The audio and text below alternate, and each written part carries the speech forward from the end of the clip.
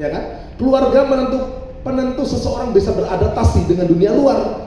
Orang itu berkualitas enggak, profesional dalam bekerja enggak, itu ditentukan dengan keluarga kita bertahan enggak, ya kan? Kita ini jadi anak yang spesialis enggak, itu ditentukan bagaimana kita di keluarga, ya.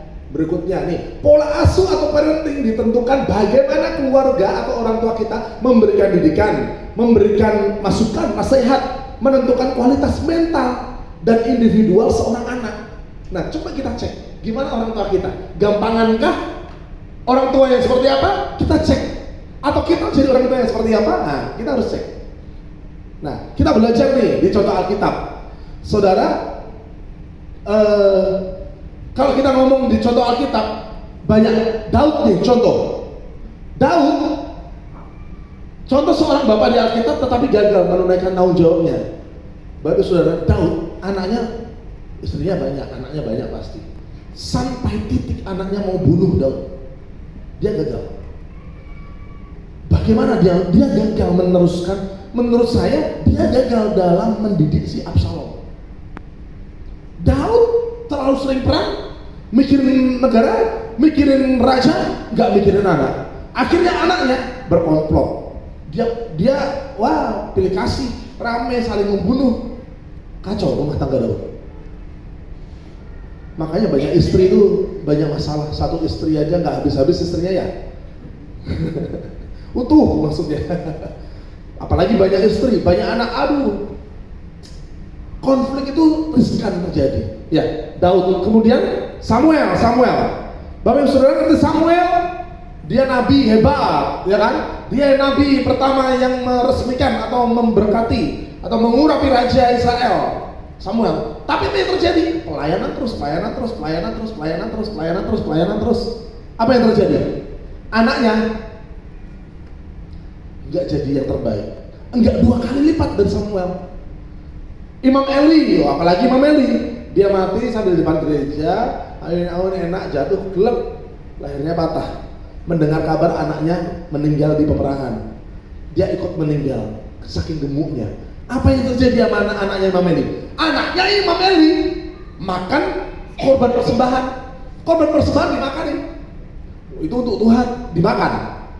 Nah, siapa lagi? Salomo. Wah, Salomo lagi 700 kundiknya, 300 istrinya.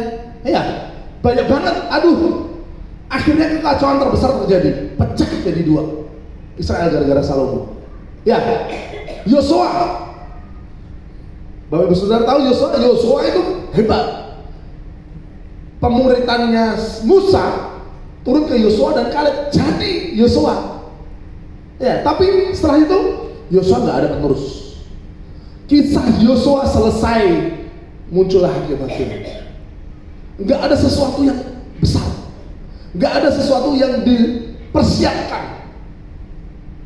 Ya, nah sekarang saudara, nih kita belajar dengan adanya kisah di Alkitab. Kita mau belajar. Siapa namanya saudara? Mordekai. Agak susah ya bacanya ya. Ayo katakan Mordekai. Yo, saya mau ajak baca Ester 2 ayat 10 dan 11. Buat para wanita berdiri baca ayat ini. Nanti yang pria Ester 4 ayat 13 dan 14. Yo, saya persilakan ibu-ibu, wanita bijak, para gadis-gadis membacakan. Ester ya? Ester 2 ayat 10 dan 11.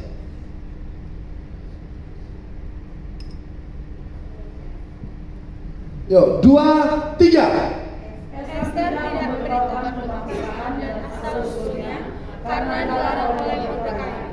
Tiap-tiap hari berjalan-jalanlah Mordekai di depan pelataran balai perempuan itu untuk mengetahui bagaimana keadaan Ester dan apa yang akan berlaku atasnya.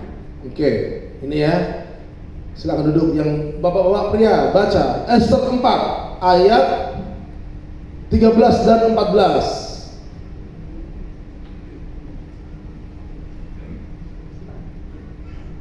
Ayat 13 dan 14. 2, 3.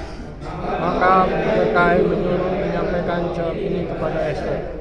Jangan kira karena engkau di dalam istana raja, hanya engkau yang akan terluput dari antara semua orang Yahudi.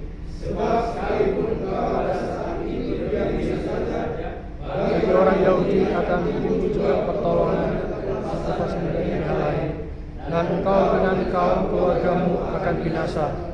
Siapa tahu mungkin justru untuk saat yang seperti ini engkau beroleh kedudukan sebagai ratu. Oke, amin. Silakan duduk. Bapak Ibu Saudara, kita mau belajar sebentar tentang Mordekai. Kalau Bapak Ibu Saudara tahu, bangsa Israel ini bangsa yang terbuang pada waktu itu, sudah terpecah. Ketika terbuang, dia ini enggak terkumpul di suatu kota. Tetapi kalau di Jakarta gini ya Saudara, Israel itu beberapa orang Israel di Tambun, di Cikarang, di Bekasi, di Tangerang. Nah, ada di beberapa daerah.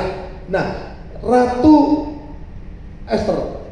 Ester ini menjadi ratu di satu kota, di satu kerajaan, ya kan, di satu kerajaan. Tapi dia punya berkuasa di beberapa daerah seperti itu. Banyak orang-orang Yahudi di sekitarnya. Oke, nah si Ester ini udah nggak punya bapak, nggak punya ibu. Tapi dia punya om. Kalau orang Batak ngomong tulang, kalau nggak salah ya. Nah kalau kita ini omnya. Nah Ester ini hidup dididik bersama dengan Mordekai, hidup di Puri Susan. Ya selama Ester kecil sampai besar, ini loh, Mordekai ini mengasihi Ester dengan segenap hati. Mordekai ini mengasihi, mengajar Ester seperti mengajar anaknya. Jadi kalau orang Israel ya saudara yang terkasih, orang Israel itu ada namanya pola didik. Sekolah itu ya ada pengajarannya. Shema Israel, perdengarkanlah itu terus menerus. Nah kita nanti belajar nih, ada Talmud, ada Talmud gitu. Jadi itu punya pola pengajaran sendiri-sendiri. Bangsa Yahudi, orang Israel sangat kuat dalam pengajarannya, dalam sukunya. Itu orang-orang Israel cukup kuat. Makanya Mordekai sangat mengasihi Ester. Dia mendidik seperti anaknya sendiri, diajari. Nah, salah satu pola pengajarannya Ester yang diterima Ester oleh Mordekai. Mordekai mendidik Ester dengan cara dan standarnya Israel.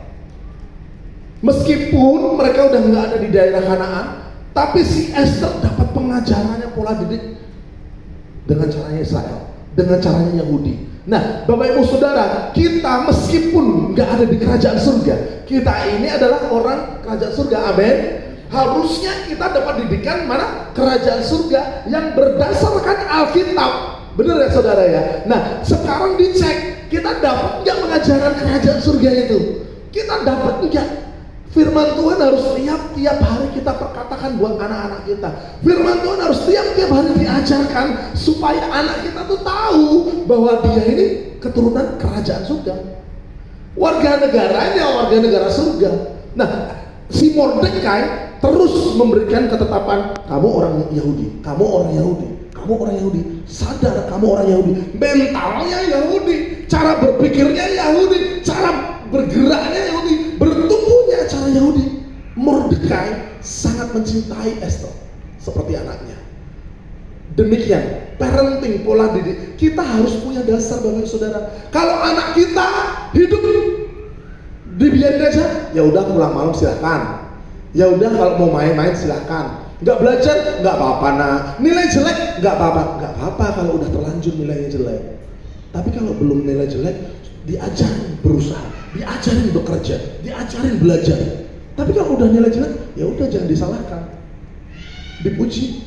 Kamu udah berusaha, perbaiki lagi nak, semangat ayo. Gitu orang tua. Ini yang kita tak punyai.